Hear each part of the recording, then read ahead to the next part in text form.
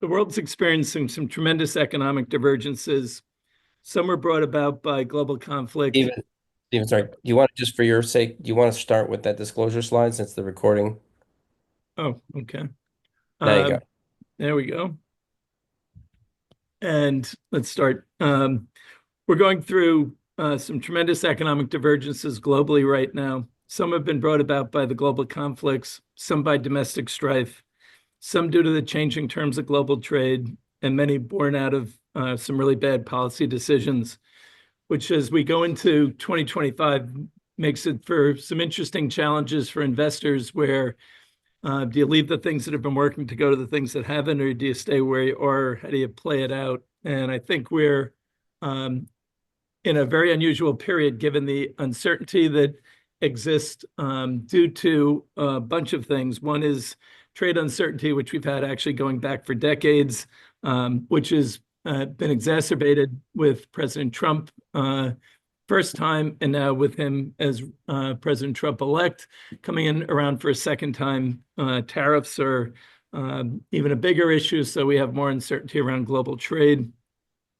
But we've had a slowing of global trade or restrictions on global trade for over a decade now. And as you can see from the chart, the red is interventions that limit trade, and the blue are ones that free trade. And obviously, we are seeing much more of the red than the blue, and I think that'll continue into 2025, if not exacerbate. So let's look around the world and say, where would you put money to work today, and what are some of the opportunities and challenges of different regions? So start with the number two economy in the world, China, and look at their yields versus the 10-year of the U.S. And you can see the economic divergence that I'm talking about. The U.S. has been on a relatively strong move for a bit of time. And as you can see, China's economic fortunes are pretty well laid out on this in their 10-year, which has now hit a record low and continues to drop. I think yesterday it hit 172. And continues to go. So the problems have been well stated. The question is, will stimulus work? And Francis can talk about that more a little bit later, but it appears to me that they're more focused on stability than on growth. Part of that was waiting to see what the Trump policies might look like in terms of tariffs, if Trump got in or not. I think they're holding some money for dry powder, but I think they have problems that go beyond what their spending is. And if they don't rebalance their economy to a more consumer-driven economy, their problems will persist for a while. And I also think one of the challenges with their current model is the overcapacity it's creating is making adversaries out of their two primary markets, North America and Europe. And Europeans are actually getting more aggressive in putting some restrictions on trade. So this is not a great setup for how China needs to move forward. So Francis can talk more about the aspirations and issues, but they have a lot of both. But I think the other issue that we have to focus on is capital outflows continuing there, and that's not a great setup. Shifting gears to India, which has been one of the bright spots, and it's been the apple of many investors' eyes for a lot of good reasons. In fact, it's been the apple of Apple's eye for a bit of time, given the challenges of China and moving their manufacturing there. But for all its opportunities, it still has some fundamental challenges. Its growth has been quite high for a long time, but the benefits of that growth have not flown through the entire system the way it should. And as you can see, GDP is growing at the slowest rate it has for a while. The opportunity for India to figure out how to play the U.S. against China for its benefit will be one of the big opportunities I think they have going forward, as well as just the robustness of it. But they have to figure out where do they want to play in the manufacturing process, and how do they get the right level of fit for what their economy can do. And by that, I mean, they can't be the lowest cost producer, and it's not likely they can jump into being the highest cost manufacturer, highest quality manufacturer either.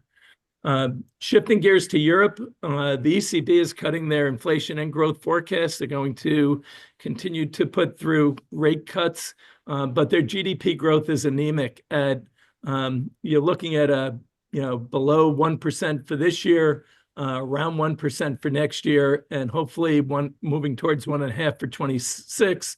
But that is stall speed on a global economy, on its economy, and not a great setup. And it's made worse by the fact that its two leading countries, in many people's views, France and Germany, both had their governments thrown out, and the German GDP problems reflect both their cyclical and structural problems, growing at 0.2% this year, not 2%, but 0.2, 0.8 next year, and 0.9 in 26. That is below stall speed and a reflection of a really troubled economy. And I think that the challenges go back decades that have been created in Germany, but the capital outflows are real. The government, the plant closings and layoffs of German workers is picking up, and that's not a great setup for them. They have energy issues as well, and some policy mistakes that have been made in the past. I think one of them was around energy, with Merkel being too reliant on Russia, but the big issue is the fiscal discipline that they've had has had them underinvesting when they've had massive savings, and that underinvestment, you can see the gap here between Germany and other G7 nations, and now they're going to have to step up spending on defense, and they're going to have to figure out how to stimulate their domestic economy at a time that they're just not getting the growth and capital is flowing out. So not a great setup for Germany either. France is in an awful difficult spot as well. You shift gears to South Korea, and their growth and political problems are clear. They're cutting rates. There's some opportunities there with their high-tech manufacturing, but some political messiness there is expected to continue. And I think the problems of that region will slow growth for all in that area, except for a few of the emerging economies with the lower cost manufacturing. As we move into the other emerging economy areas, I think there's a growing issue with debt problems, and you can see 54 of those countries have more than 10% of their revenues go to debt servicing. Two of the nations, Pakistan and I believe Nigeria, over 30% of revenues go to debt servicing, which is clearly unsustainable. And as the dollar gets stronger, that makes their dollar-denominated debts more expensive to service. So not a great setup there either. So you can see why there's a need to try and get rates down around the world, but we have a massive debt problem globally. So that brings us back to the US, which has been one of the magnets for sucking capital out of the rest of the world. We're growing at a pretty healthy rate of 3.3% according to the GDP now. We have a reasonable unemployment rate, which can tick up even a couple tenths of a percent and still be manageable. But inflation is struggling to get below the 2.5% level, down to the 2% level, which puts the Fed in a bit of a spot. Right now, there's a 97% chance in the voting markets that the Fed will cut 25 basis points tomorrow. This is the chart looking out to June of next year. And I think what you'll see by the time we get there is you'll see this chart shift a little bit more to the right, where we'll have fewer cuts. In fact, there's some people concerned that the Fed may have to raise rates next year if they get too aggressive on rate cuts, because the economy is running quite well right now. So I think one of the issues for Powell is he doesn't know, nobody really knows where the neutral rate is. So are we too tight or too loose? We don't know that right now. And the other thing that he doesn't know and can't respond to is what is the impact of potential policies of the new administration on inflation. The view of tariffs would be it would create a one-time inflation event when they're put in, and it creates a reset. But that one-time inflation could hit next year if he gets aggressive with it, which will come at a time that would go against what the Fed's doing. So if they create too hot an economy, you could have a market melt up and create a financial crisis. So Powell's got his work cut out for him. And there were dissents on the last vote. I think this one's going to be tougher, and it could be a no cut. If it was us, we wouldn't have done the 50 when he did it, and we would have gone 25 and maybe held here, but we'll have to see where they go. I think politically, it makes sense for him to do a 25 basis point cut to keep Trump off his back. But then next year, he'll have the same problem. But productivity is the key for everybody. And as you can see, the U.S. has been very strong in the productivity area. I Ironically, when you look at this chart, the bright spots in Europe right now are Spain and Italy, not Germany and France. But you can see the US has been much more productive since the financial crisis. I think some of that comes to how we reconstituted the banks. Some of it is just the innovative nature of our system and the willingness to take losses and take risks. But the US is all's not well here either. And we saw the shooting in Wisconsin yesterday at a elementary school. Another, I think it was like a 12-year-old committed the shooting. The call to 911 was called in by a second grader. Speaks to kind of the mess there. We have a murder rate that's 6 times out of the UK, 30 times that of Japan. So we have our own issues here. And then additionally, one of our largest states has a pension crisis. There's just 12.5 million people in the state of Illinois, 5.5 million households. With the big market moves that we've had over the last couple of years, they have underinvested in their pension liabilities and now are looking at $211 billion. And their major unions have funding status of firefighters at under 22%, police under around 31%, and teachers at 43%, which means each household in the state owes the pension liabilities of $41,617 per household in a state that is in a bit of problem. So where do you put money around the world today? The case for staying home is the US is the best house in an imperfect global neighborhood. Our domestic policies, deregulation, energy independence, and growth set us apart. The reserve currency status, innovation, and our ability to adapt to challenges is quite high. And I think one of the big opportunities is our ability to improve our productivity from above 2% to the 3 to 4% range would have a major impact given some of the policies in place of immigration and tariffs and the like. Also, we have our own demographic issues. The case for going global is the US has had a big move and its era of exceptionalism is coming to an end. And that US and China competition are creating opportunities for countries like India, some of the Latin American nations as well. I think that's one of the issues. I think the other issue, does Trump go too far and is too heavy-handed in everything he does? I think that's a real issue. I think the changing terms of trade is absolutely killing legacy manufacturers, but it is creating some new opportunities elsewhere.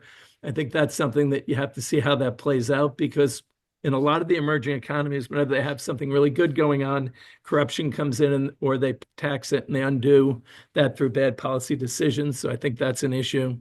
I think the debt issue in the fiscal space is a major problem, and it's going to be a bigger problem as populations demand more from their governments.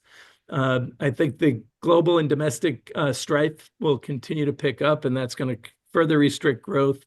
And while you can make the case for lower valuations in many parts of the world, I think in some cases, I would say buyer beware. I think the value traps are real out there today. I think you have to be really careful about where you're placing money. I think the investment themes that you stick with are the ones that we're playing both in the private and the public markets. It's the electrification, the digitalization, who benefits from AI, and how do the winners and losers get determined there. And I think one of the big issues is the shift from the concept of AI to the application of AI, which is how the developers and software really make it become a reality. So Mark, I'm going to stop there and turn it over to Francis. Great, thank you.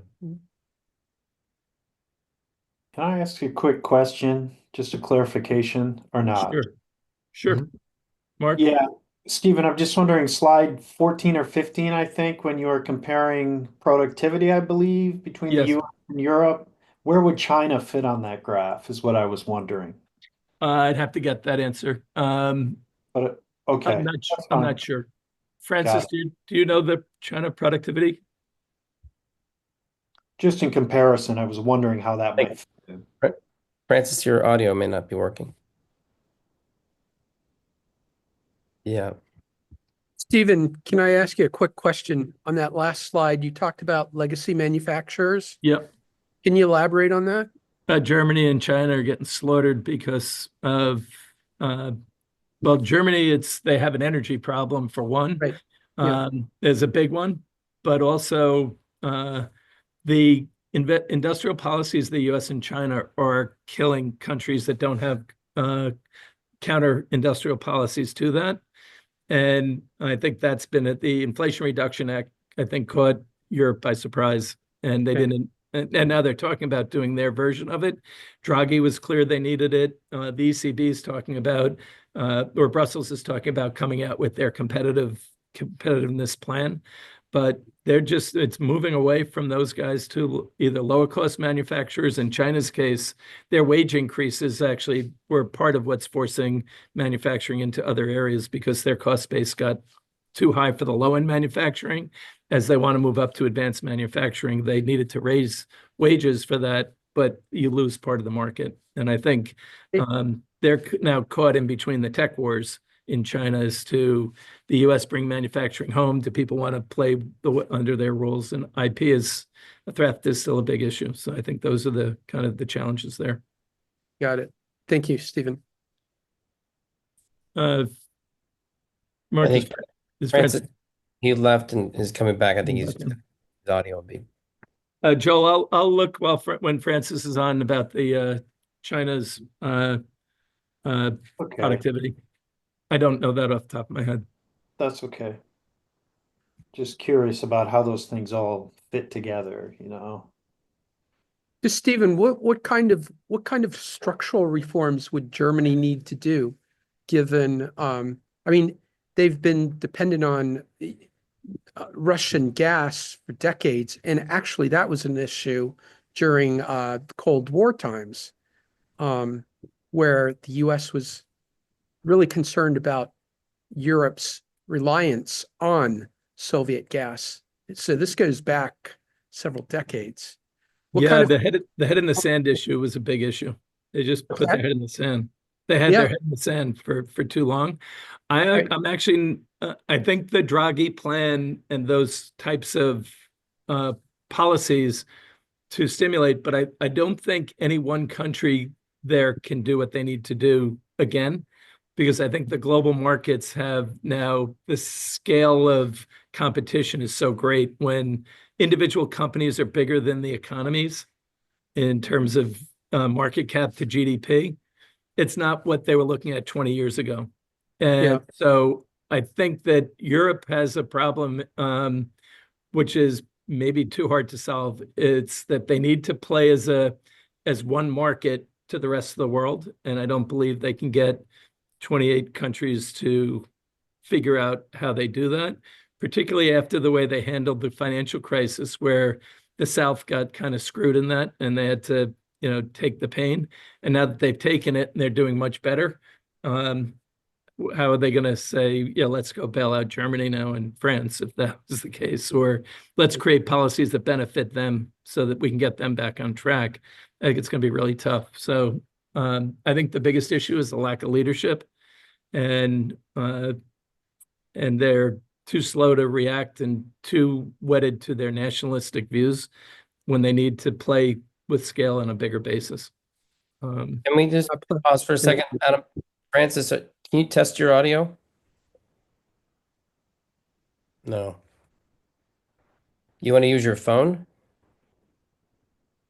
Not now. Now. Yeah, now we can hear you. Okay, You're great. good. Sorry about that. You're good. And you may want to share slides or feel free. There was a question about productivity rates in China. Yeah, I don't know the rate per se, but I can go to I'll touch on it a little bit with one topic about return on invested capital. So I'll get close to it. Okay. You want to share on a screen share, a slideshow? Yeah.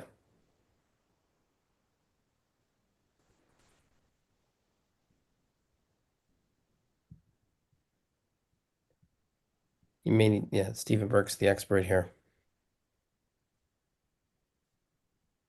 And that's the right one. Yep. Yeah. Yeah, there you go. Yeah, I've learned.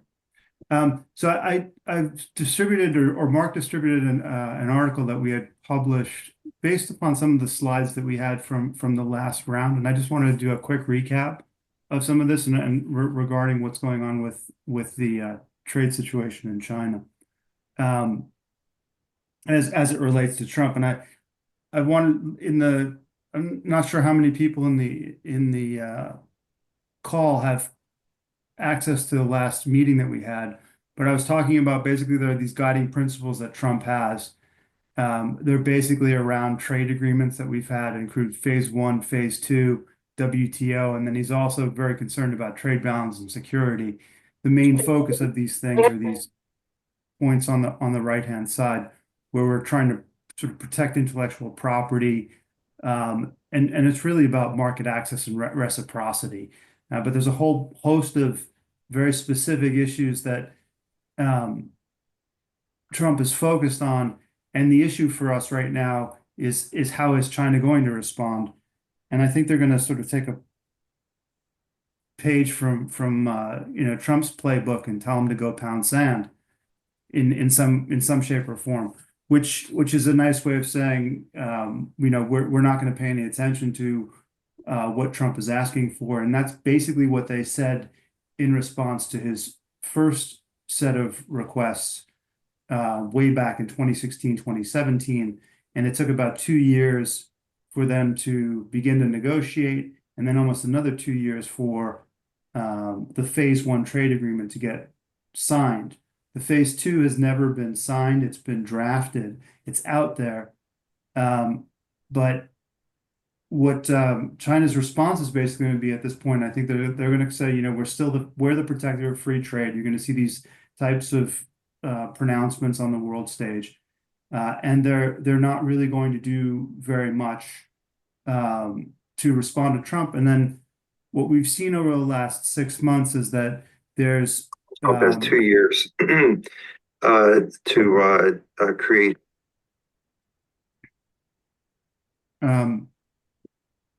We have seen some stimulus start to take in over the last sort of 6 months, but a lot of it has been just talking up the market and not actually dropping real stimulus into the market. So I think we're confronting a very serious housing crisis, particularly in the second and third tier cities, where there's declining demand for markets that was already significant overcapacity. There's some debt relief, which the central government is providing to the regional governments. But there's a big battle going on between the central government and the regional governments and trying to vie for control and who's going to take ownership of all this debt. And there's been some very, very minor transfers into education, healthcare, and retirement. But it's funny that we already have all this manufacturing overcapacity, and it seems like the first thing that's going to come out is more support for manufacturing. This has been a standard response for coming on 20 years.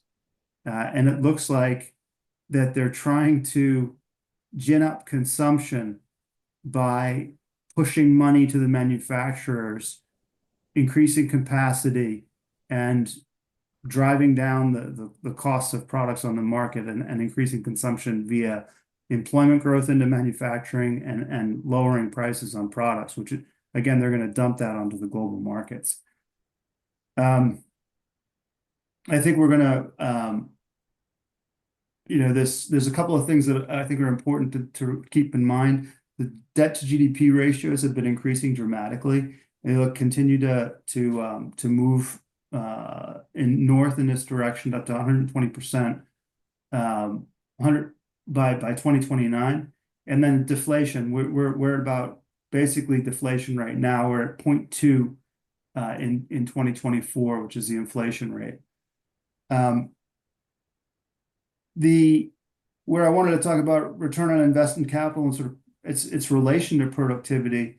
McKinsey did a study about 4 or 5 years ago and looked at across Asia what is the return on invested capital, And it's kind of stunning to look at overall Asia, how poorly they did in sort of energy, materials, domestic services, and capital goods. And China sort of leads in those areas in terms of areas where they basically get no return on the capital they've invested. So over the period from 2007 to 2017, 2018, China invested about $10 trillion. 80% of it went into sectors that earned below the cost of capital. So domestic services got about 45%. So that's sort of utilities, telecommunications, transportation, real estate, and construction. Got about 45% of that $10 trillion. And then capital goods, sort of machinery, automotive, chemicals, got 19%, and then energy and materials.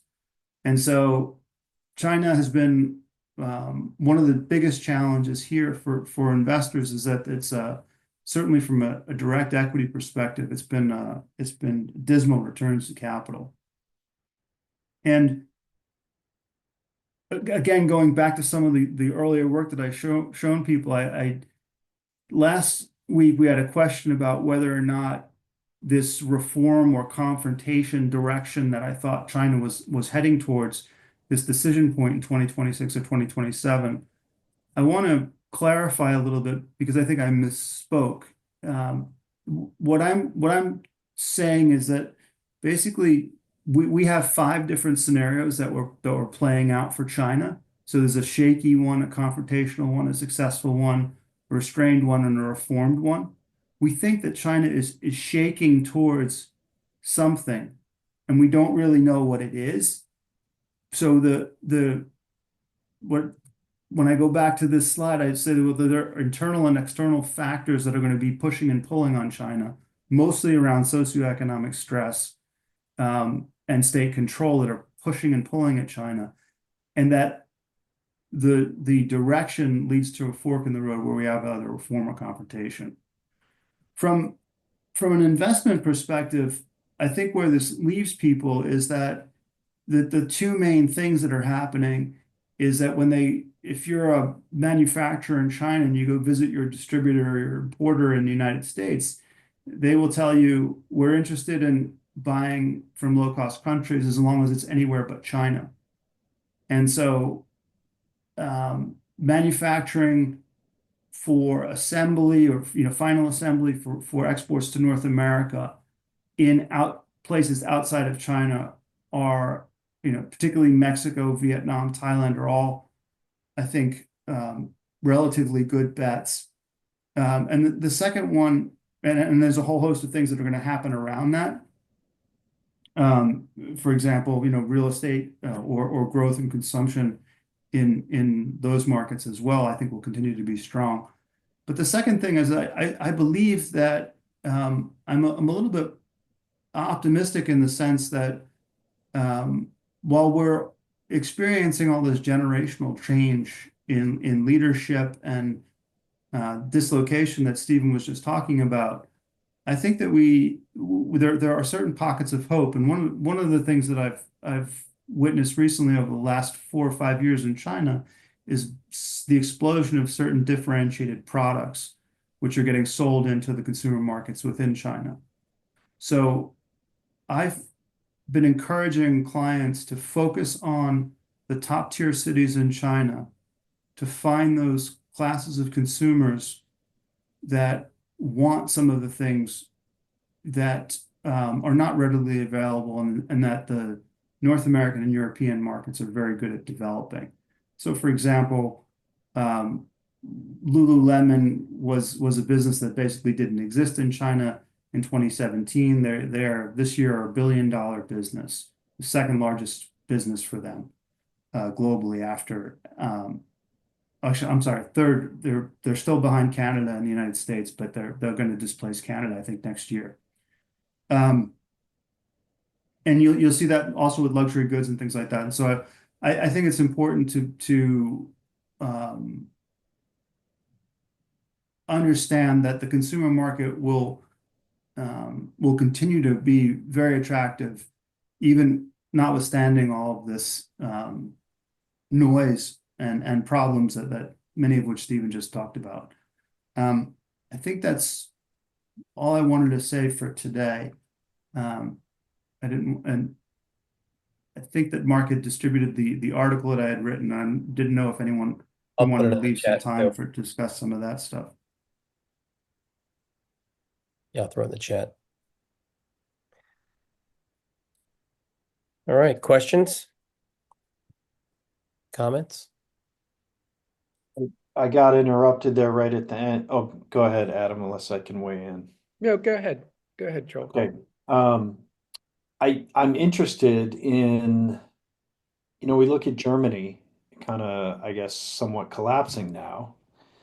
I don't know what the rhetoric is for what Germany's actually going through, but knowing how tied Germany and VW, for instance, has been tied to China for decades upon decades. They've been there producing cars. And I'm just wondering, with this kind of lack of cohesion in the EU, is there some not salvation, but is there some a way for them to change how they think about China? And is pulling out of China potentially damaging the EU's position?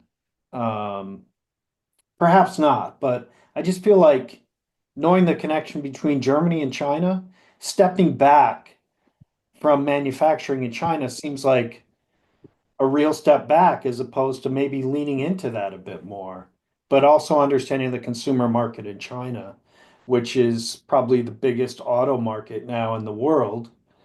Yeah, And does it make when I sense look at for VW to move out of that? Yeah, when I look at Germany, I think the poster child for what to do is BASF. And Okay. they made a commitment to, I think, a $10 billion investment to basically replace or create the Asia version of what I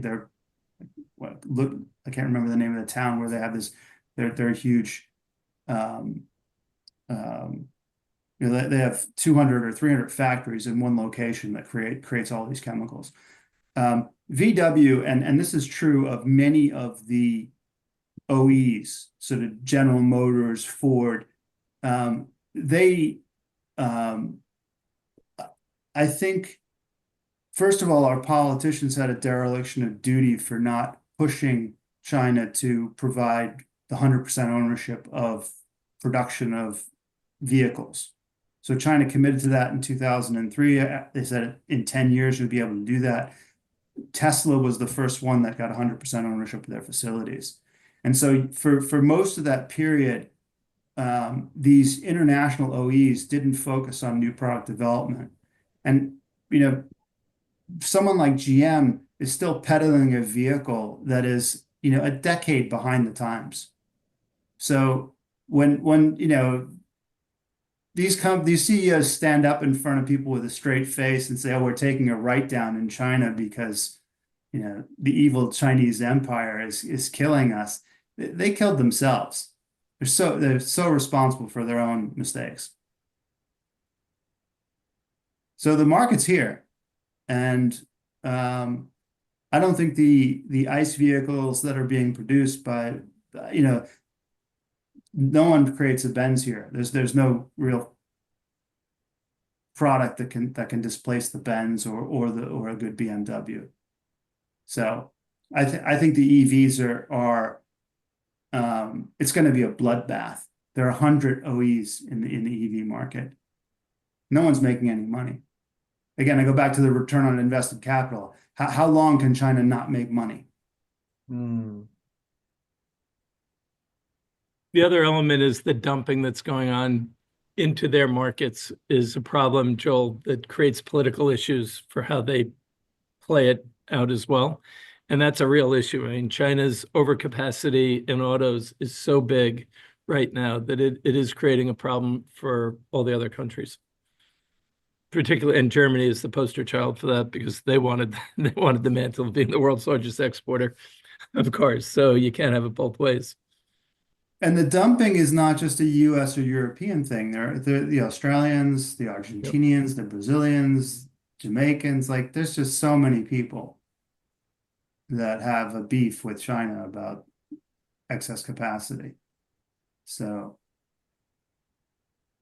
I'm actually more, Stephen, I'm actually much more hopeful.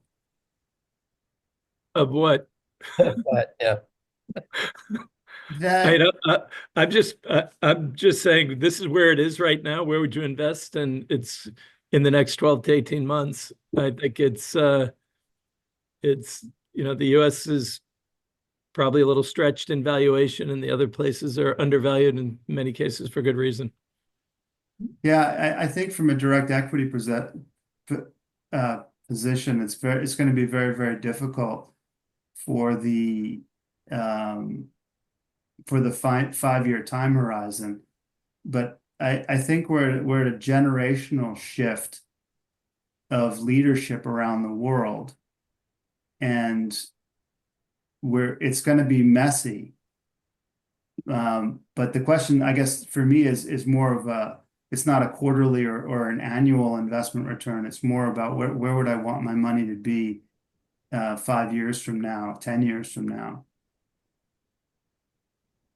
So Francis, you're talking about capital preservation as opposed to return. Is that what you're saying?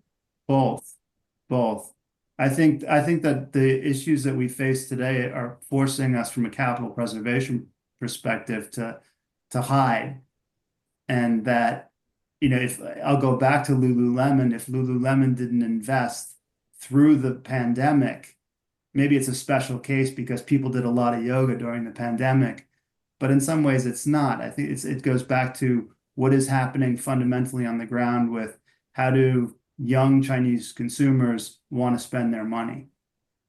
And that demographic, that market segment that is 25 years old today that's buying Lululemon, I think they're going to be wealthy, relatively stable in 10 years. I think what we need to plan for from an investment perspective is that 10 years from now, they're going to be in Chinese first-tier cities. They're going to be demanding differentiated products. Many of them are still going to be owned. These brands will be owned by the West. So which companies do I want to be in there? So when the CEO of GM, blames their failure on China, on Chinese government rules, I want to stay away from someone like that. But when I look at BASF and they're confronting their problems today and they're saying, okay, I'm investing for 10 years because I think 10 years from now, we're going to need a base in China to be participating in the global economy 10 years from now. I don't think that, I mean, it's very, I think it's easier for us to look at all these problems and say, there's nothing to do. Let's just go get 5% on treasuries. Francis, the decision by BASF to move to China was partly driven, obviously driven by the energy issue in Germany. It's my understanding that the cost of energy where they're going to in China is significantly lower. That's correct. Yeah. And that was a bitter pill for them to take, but they had no choice. But it's not, it's the energy is nice to have, but if the baseline demand in Asia wasn't there, they wouldn't make the investment. That's right. Yeah. So my question is about you mentioned earlier the model that the Chinese government has done, investing in manufacturing, which drives employment, which supposedly drives also disposable income. How much runway do they have there to keep that up in China? I think that we've seen this movie before in Japan, and the overinvestment leads to basically, I mean, it depends where you sit in the economic theory, right? Do you believe in the solo growth model or not? And if you do, then you look at it and you say, okay, capital, labor, productivity. And I think the productivity numbers, and I don't remember exactly, but I think they're in relatively mediocre to low. And so they've run out of demographics to feed back into it. If the return on investment capital is horrific, like the show's over as far as I can tell. And that's why I have these conversations with people about the leadership, and many longtime China watchers, their final conclusion is he's a true believer, namely, like he really believes in Marxism and Leninism, and he's going down that direction. And because economic rationalism for me says there's no way they can continue that. This belief in Marxist Leninism, state-directed capitalism, it doesn't work. Are we seeing any sort of generational change happening there in China in terms of leadership? No, Yeah. none at all. But I don't know anyone that really has any access to what's going on the inside. So I'm just thinking that China's never been monolithic in its, even, when these leaders, however strong they are, the CCP will stay in control, but I think that the potential for leadership change is I think higher than most people are giving it at this point. And that leadership change might just be in sort of philosophical direction of relative openness of the economy, stepping back a little bit.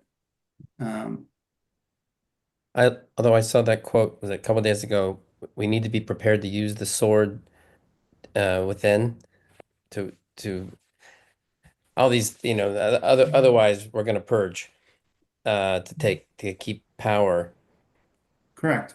They On just that note- executed a military leader for corruption of $400 and something million. On that note, I need at 8:45. I'm gonna let you carry on. You're in charge, Stephen. Yeah, I only have a couple more minutes myself. But Okay. Joel and Adam both have their hands up, so who's Well, first? I go ahead, Joel. I asked my question. Okay, I guess I wanna, if they're not gonna, if you were investing, they're doubling down on manufacturing. Where should the investment go then? Or should they be investing in these things? And then I also think, we talk about Lululemon, but my time in China and just recently being in China, there's so many Chinese brands now. So aside from Huawei, or I think of like Li Ning from years ago, some of these bigger brands, do you think there's a basket of smaller brands in China that are going to appeal to these Gen Z consumers who are coming up and are looking for things maybe very different from what Gen X Chinese, if we use that term, and people my age might think about the future? Is there a way for China to invest in seeing where these young consumers who are going to likely become more affluent spend their money? Well, I think that the challenge for me is that the state is trying to direct all this capital. And the biggest problem is that the small to medium-sized enterprises don't have access to capital. And so I think it's very difficult to play the local Chinese brands. And what I find more interesting is who's the next Lululemon. And if I take a look at just other, again, differentiated products, the L'Occitane is doing a very good job distributing their sort of this French luxury sort of, or mass luxury type of skincare, hair care stuff here. They're doing a very good job. I look at things like, I don't know, Yankee Candle in the United States. They could have a much bigger presence here, and they don't, because of it's so it's a brand that sits inside a bigger organization that's not being cared for. And I see a lot of, even some of the bigger office furniture companies the Hayworths, the Steelcase of the world, Aeron Chairs. If I look at their distribution channels and I look at their growth rates versus what the domestic companies are doing, it's primarily these are self-inflicted wounds from bad management.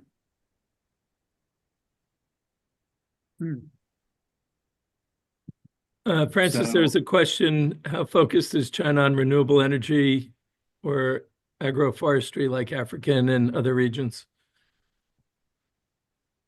Well, renewable energies is a big bet, right? So they bet the farm on renewables, EVs, the whole battery. The second piece of it was sustainable Forestry. agriculture. Rabia, Yes, that's your hi. question. I just want to know how China is like perceiving the renewable energies sector and agroforestry side. Like I've been to African region and they focused a lot on like carbon credit and agroforestry side, and like a lot of other regions are also focusing on that. So I wanted to have the take of China on these two like important sectors. Yeah, I don't have any insight into the agricultural except to say that within the domestic economy, many of the farms are very, very small. And so they still don't have anywhere near the productivity levels of some of the US, European, Brazilian markets in terms of their capabilities there. And so I don't there's not a whole lot of arable land, excess arable land in China. I imagine that there's probably some good science and technology that's been developed, but I don't see the application at scale in that space. And as I said, regarding renewables, they are the low cost provider. I'm not sure that they are the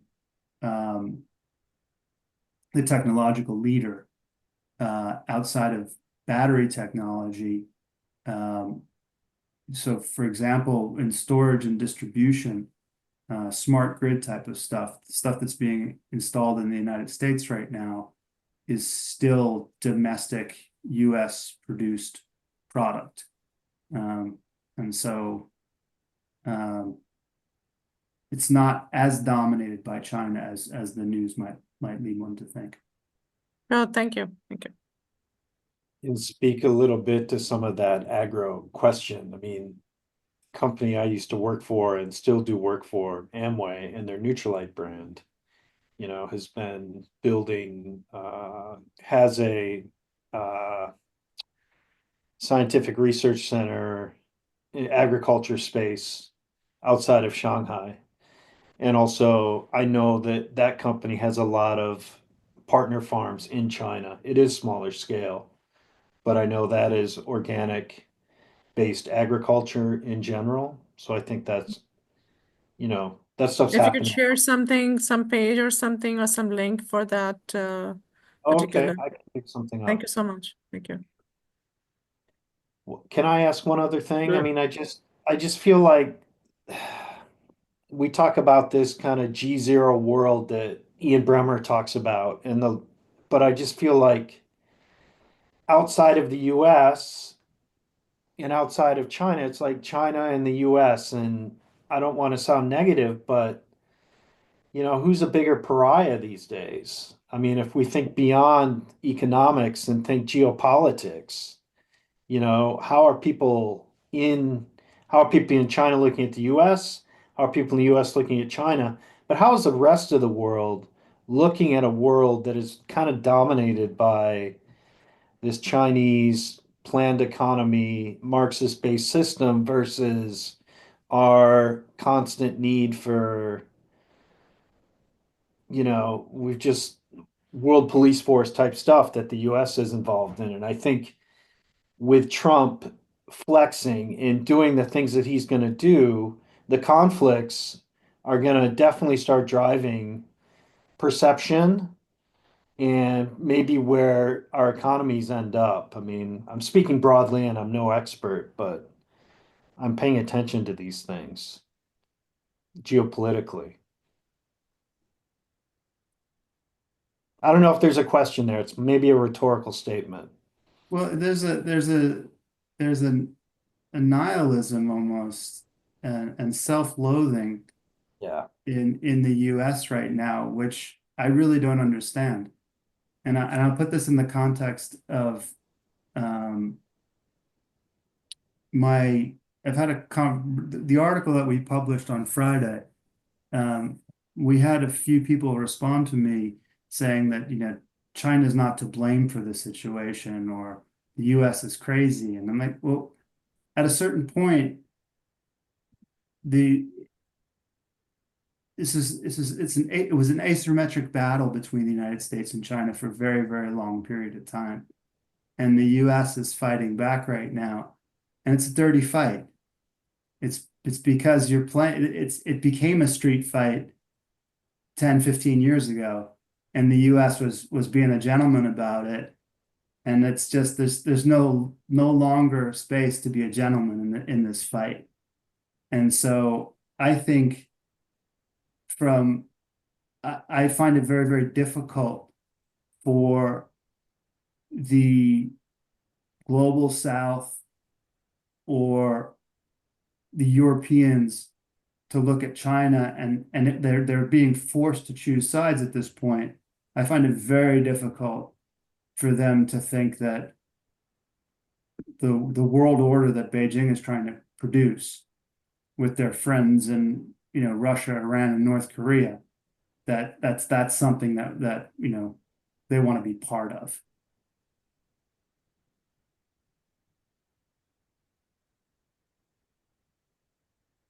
And I don't even know how Ian Bremmer would talk about it, but he's got to go on Morning in America, all that and put his puppet show together. But I don't know that.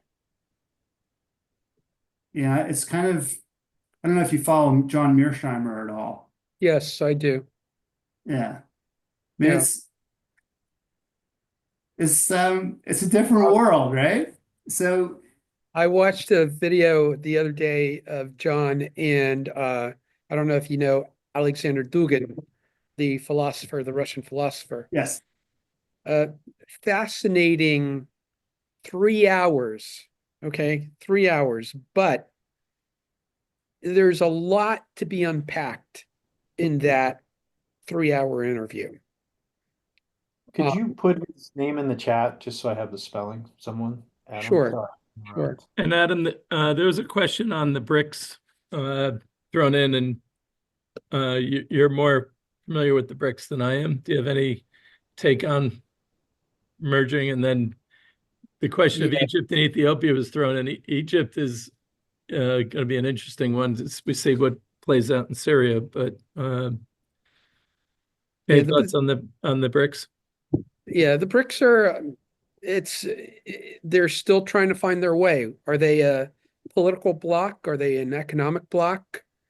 They don't know yet. And one needs to keep in mind what has brought them together. What's brought them together is grievances against the US, grievances against the Western dominated economic system.